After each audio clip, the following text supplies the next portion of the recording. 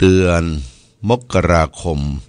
พุทธศักราช2567ก็วันนี้ก็ยังสวัสดีปีใหม่กับญาติโยมท่านสาธุชนทั้งหลายอยู่เพราะอยู่ในช่วงของต้นเดือนต้นปีพุทธศักราช2567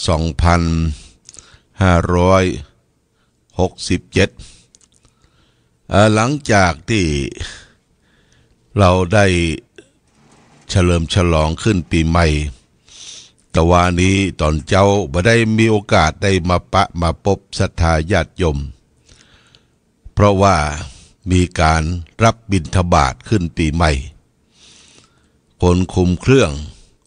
เจ้าหน้าที่ก็ไปรับบิณฑบาตกันหมดหลวงพ่อก็อยู่ที่วัดเลยล่วงเลยเวลาบ่ได้เข้ามาสวัสดีปีใหม่ซึ่งกันและกันโอกาสดีทีขึ้นปีใหม่พุทธศักราช2567ก็ขออำนวยอวยชัยพ่อแม่พี่น้องท่านทั้งหลายได้มีโชคมีใจปราศจากสรรพทุกข์โศกโรคภัยทั้งหลายทั้งปวงได้อยู่ดีมีสุขหิมาก้าขึ้นทำอะไรก็คือสมความมุ่งมา่ความปรารถนาปีเก่า2516ผ่านพ้นไปปีใหม่ปีมังกรทองหรือปีพญานาคก็จะเข้ามาถึงก็จะทำให้เราได้อยู่เย็นเป็นสุขในการดำเนินชีวิตต่อไปในวาระโอกาสขึ้นปีใหม่2567ก็ขออำนวยอวยชัยอ้างเอาคุณพระศรีรัตนตรัยมีคุณพระพุทธคุณพระธรรมคุณพระสงฆ์เทพารักษ์สิ่งศักดิ์สิทธิ์ที่เราเคารพนับถือจงปกปักรักษาท่านผู้ฟังทั้งหลายจงได้มีความสุขความเจริญความรุ่งเรืองความวัฒนาถาวรสำหรับตนตัวท่านตลอดถึงครอบครัวตลอดถึงชุมชนประเทศชาติบ้านเมืองของเราทุกท่านทุกคนด้วยเทิน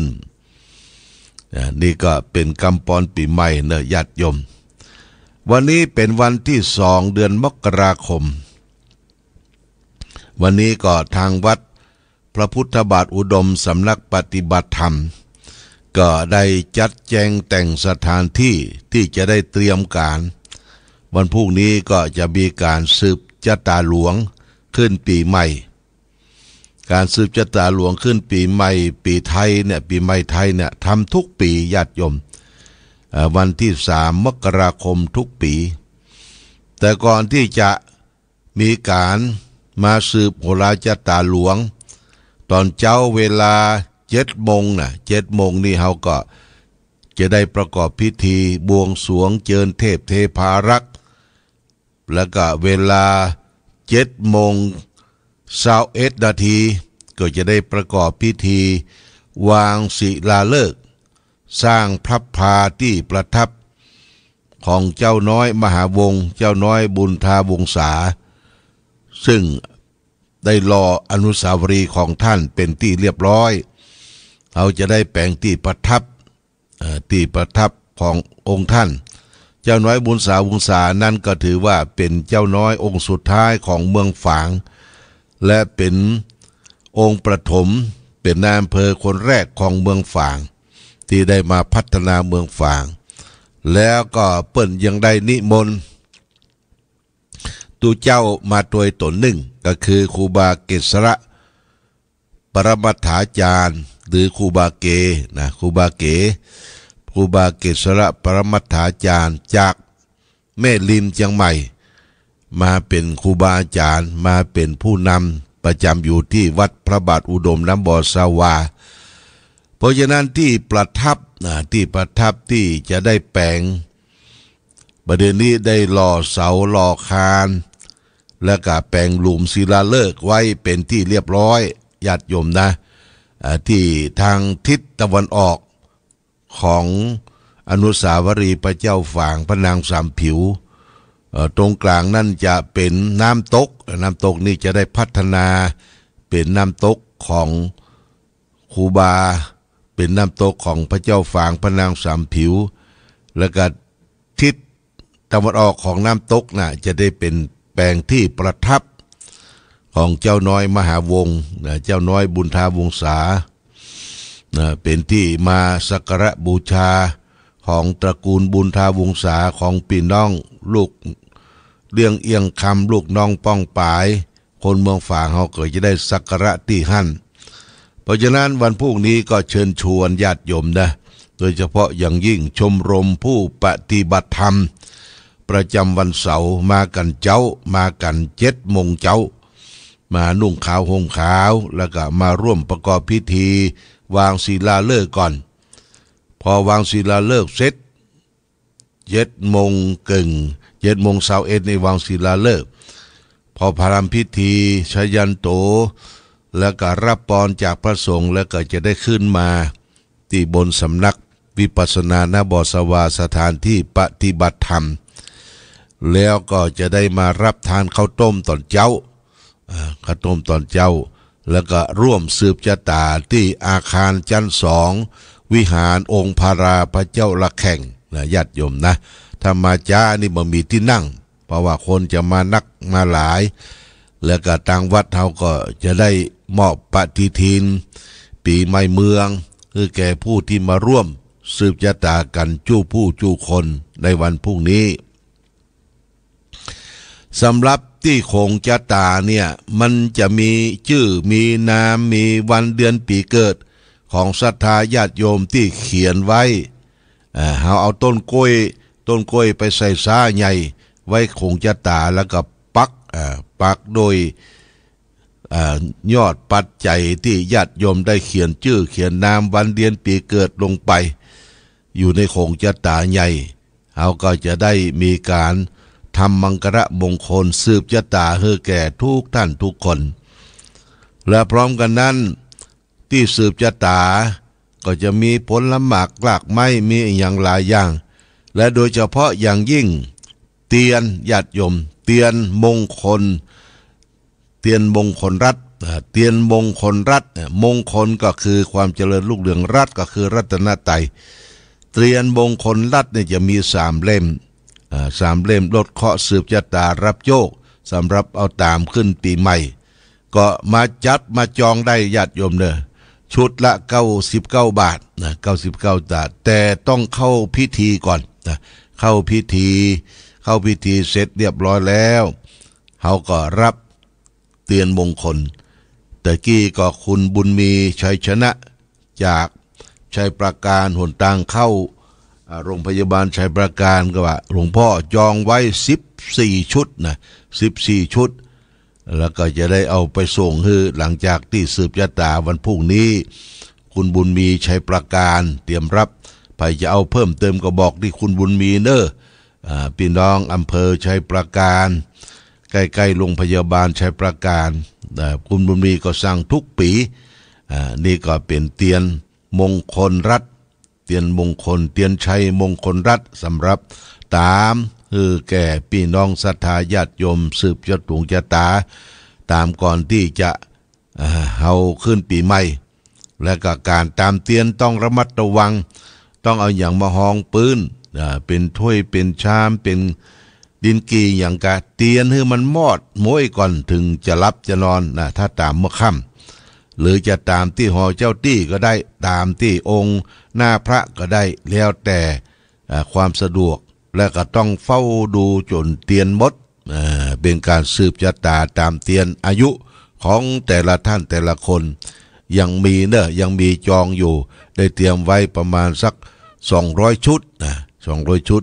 ปีแล้วบ่พอญาติโยมปีแล้วเพิ่นก็ลึงลั่งกันเอาไปคนละชุด2 ชุด3 ชุดไม่ใช่ตามก็เดือนเดียวเดือนหน้าก็ตามได้เดือนไหนก็ตามได้เพื่อให้โชคชะตาพาช่วยให้เราร่ำรวยอยู่ดีมีสุขต่อไปการสืบชะตาครั้งนี้ก็ได้รับอนุเคราะห์จากญาติโยมท่านสาธุชนทั้งหลายที่ได้เป็นเจ้าภาพยอดสังไทยทานยอดสังไทยทานก็มีผ พ่อบุญธรรมแม่รัตนาสั่งคำฟั่นบ้านปงหนองเวียงป่าเป้า1 ชุด500 บาทแม่นิพามนเทียน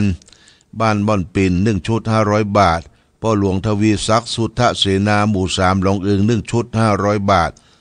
พ่อสมานผิวขาวบ้านเต่าดิน1 ชุด500 บาทแม่สมควรดงดังสวนดอก1 ชุด500 บาทคุณวารินจักรุ่งโรจน์ตลาดประบง1 ชุด500 บาทแม่อุ้ยแม่ตุ้ยทองอินบ้านหนองอึ่งเหนือ1 ชุด500 บาทสอทอฐานิเทศเหลืองสุวรรณหนองอึ่งใต้1 ชุด500 บาทแม่ดาคำพิระเต่าดิน1 ชุด500 บาทป้อนานจรันแม่คำใบบุญที่มาเวียงสุโธ1 ชุด500 บาทคุณประกายพันอุบเงินเต่าดิน1 ชุด500 บาทคุณอนงลักษุนทราเต่าดิน1 ชุด500 บาทแม่สมจิตธรรมสอนเต่าดิน1 ชุด500 บาทแม่สุพรมั่งมูลหนองห้ง1 ชุด500 บาทอาจารย์จำลงอาจารย์วนิดาณคำปาหนองอึ่งใต้1 ชุด500 บาทนายมนตรีนางประณีหานตระกูลหนองอึ่งใต้1 ชุด500 บาทแม่ตาชัยวงศ์สวนดอก1 ชุด500 บาทแม่เพ็ญพรชัยเกศสวนดอกใต้1 ชุด500 บาทพ่อสมบูรณ์บุญทางมุสาหนองอึ่งเหนือ1 ชุด500 บาทนายสกลนางเข็มทองกระบูลบ่อหิน1 ชุด500 บาทคุณอำพันธ์อินทวงศ์เต่าดิน1 ชุด500 บาทคุณบรรเพ็ญมณีรัตน์สวนดอก1 ชุด500 บาทนายณรงค์นายสายพินวีรพันธ์1 ชุด500 บาทนายจุ้ยเลี้ยงแท่เล้าบันดอย1 ชุด500 บาทอาจารย์สานิตนางอุพรเดือนสุภาหนองห้ง1 ชุด500 บาทคุณศรีสุดาคนงามเวียงป่าเป้า1 ชุด500 บาทติดตามมาโดยแม่สุแก้วศิลาพรแม่สุแก้วบริพรดีบ้านห้องละปูน1 ชุด500 บาทป่อตาแม่คำน้อยสันปะคา1 ชุด500 บาทแม่แก้วรุนไตรตระกูลหนองยาว2 ชุด500 บาทแล้วก็หอมก้าไฟฟ้าสถานีแห่ง500 บาท2 ชุดนะแม่แก้วรุน2 ชุด 1,000 บาทแล้วก็แม่บัวพัดอุรันแม่ศูนย์ต้นซาน1 ชุด500 บาทแม่หลวงอุทุมพรเรียงคำจันทร์แม่มาคีเล็ก1 ชุด500 บาทคุณระพีพันธ์เครือโยหลังทกสฝาง1 ชุด500 บาทพระอธิการสิทธิทานสิริมงคลวัดชัยมงคล2 ชุด 1,000 บาทป้อน้อยบุญปันแม่ไสรุ้งพิกุลบ้านเสาหิน1 ชุด500 บาทป้อนานคำสิงคำบ้านหนองเตง1 ชุด500 บาทแม่คามเกื้อกรุณวงหัวฝาย1 ชุด500 บาทพ่อแก่นทาเปงหัวฝาย1 ชุด500 บาทนายนัชนนท์ด้วงจิโน1 ชุด500 บาทแล้วก็คุณกนกพิษชัยนาร้านนาพันธ์พร้อมโดยญาติพี่น้อง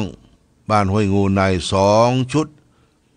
1,000 บาทนี่โมทนาสาธุแล้วก็มีเจ้าภาพเจ้าศรัทธาเป็นอันพลอยพลอย9 สีที่จะได้บรรจุวางศิลาฤกษ์วางศิลาฤกษ์นะวางศิลาฤกษ์ที่พระพาองค์ประทับของเจ้าน้อยบุญทาวงศาก็มีแม่คำเกื้อกรุณวงพลอยมงคล1 ชุด100 บาทแม่บัวผันเอกวันบ้านหัวฝายพลอยมงคล1 ชุด100 บาทพลอยมงคลนี้อยู่ที่คุณสายใจหันตระกูลญาติโยมแล้วก็รายชื่อของอิฐทองนาคเงินก็อยู่ที่คุณสายใจวันพุธก็คงจะได้ประกาศแถมครั้งหนึ่งแล้วก็ไม้มงคล9 เล่มก็อยู่ที่ร้านค้ากสิร้านค้าสหกรณ์ของวัดพระบาอุดมที่น้ำบ่อสาวานะญาติโยมก็ไปติดต่อที่หั่นก็เชิญชวนญาติโยมท่านสาธุชนวันพรุ่งนี้7 โมงนี้ท่านอาจารย์แสงท่านอาจารย์นภัทรท่านจะได้กล่าวยอยงเจิญเทพเทพารักษ์บวงสรวงเจิญเทพเทวดามารับรู้อนุโมทนาก่อนที่จะมีการกึศการสร้าง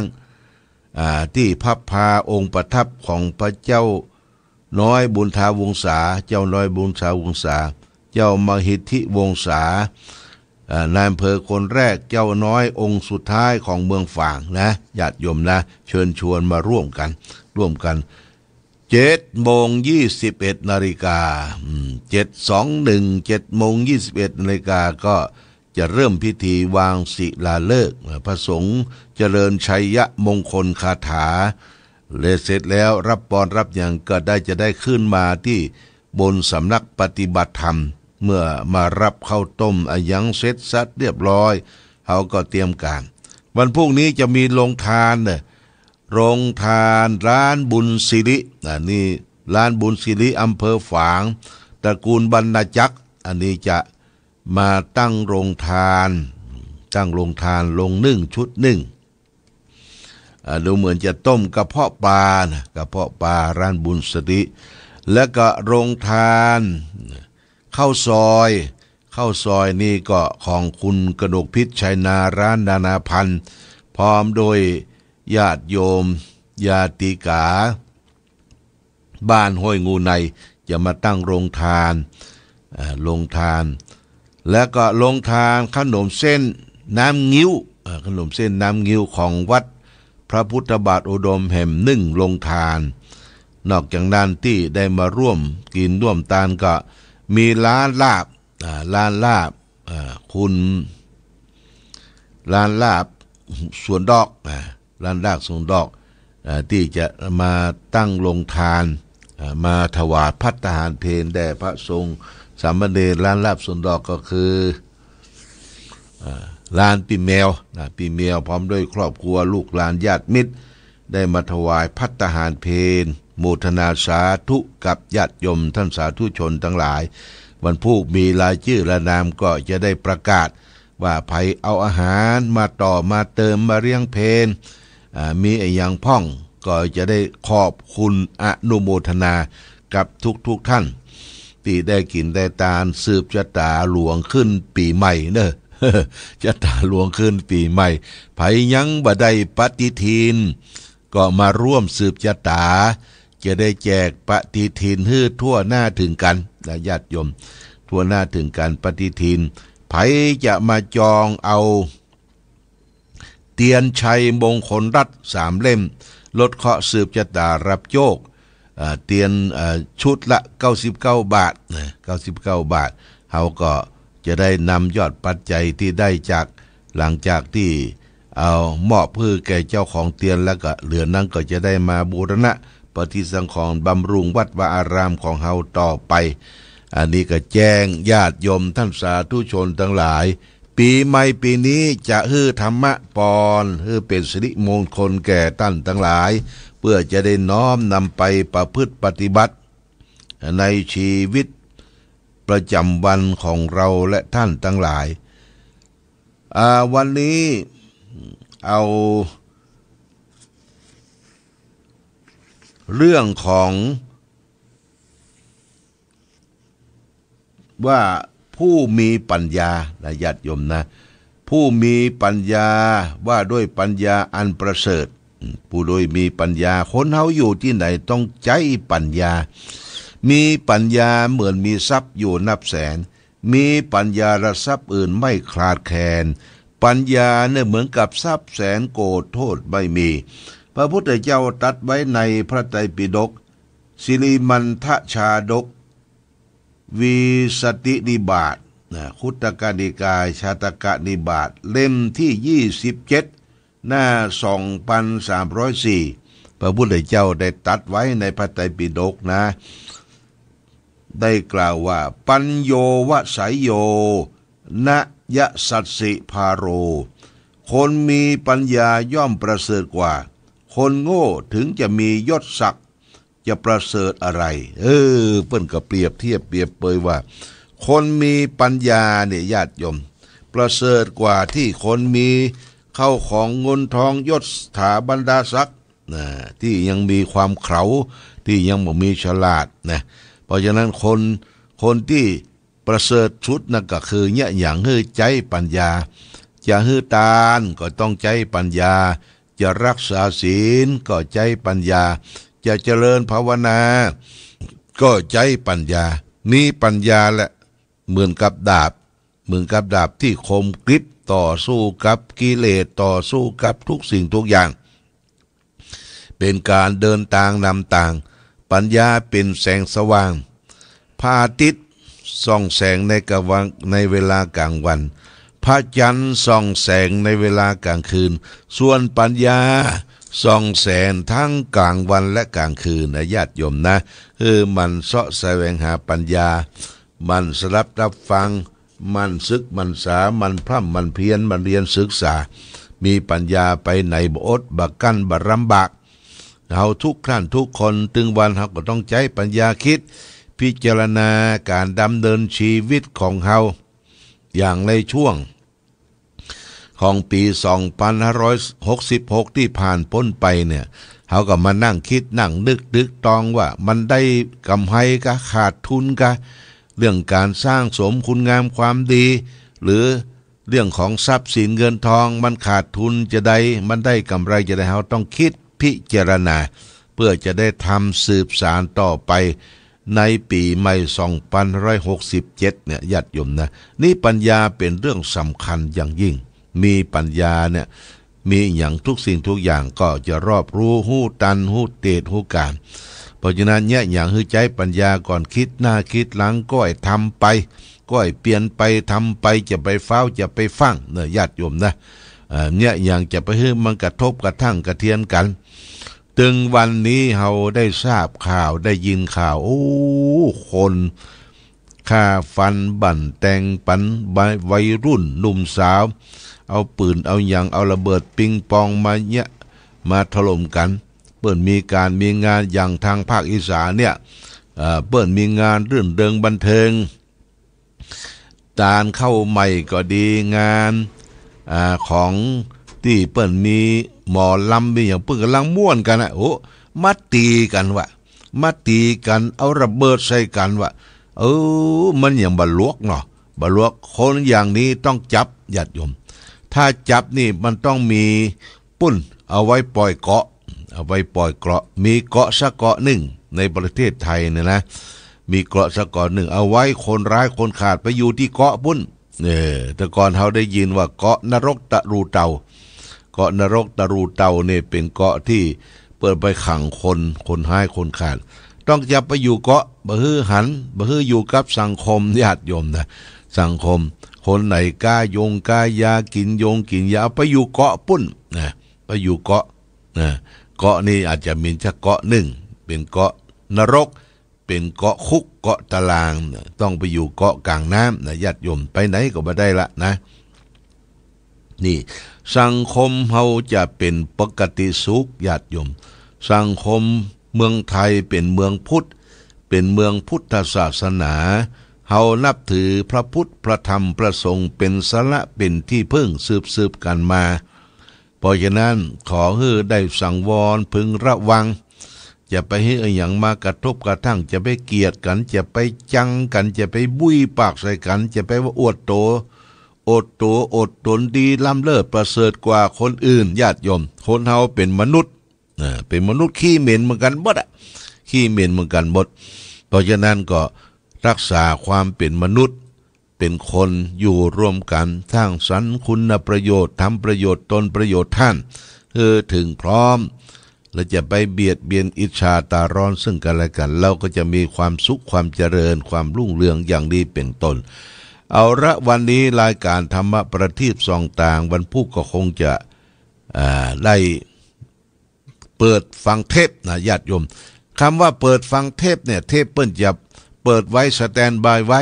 บางทีทุกเจ้าก็ว่าโอ้มันเจ้าไปมันควายไปมันต้องสแตนบายไว้เวลาต้องอันไหนมันจะออกคนเดียวมันนะญาติโยมนะวันพรุ่งนี้เปิ้นจะมาวางศิลาฤกษ์วางศิลาฤกษ์ตอน7 โมงเช้า7 โมงเช้า7:21 นาฬิกาเพื่อจะวางแผ่นศิลาฤกษ์สร้างพระพาที่ประทับของพระเจ้าฝางของพระเจ้าฝางของเจ้าน้อยบุญทาวงศาเนอะมาร่วมบุญร่วมกุศลด้วยกันจู้ผู้จู้คนวันนี้รายการธรรมะประทีปส่องต่างต้องขอลาก่อนข อผู้ฟังจงตั้งมั่นจิตหันษาด้วยธรรมะขององค์พระพุทธา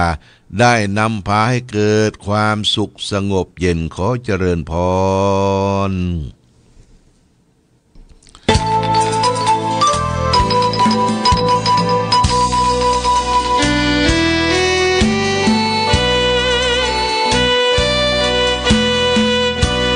น้อมนำตำนานผ่านทุกรุ่นองค์บุญ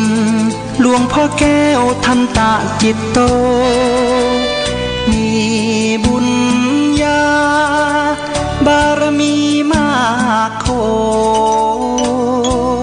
มีพุทโธเป็นที่นำทาง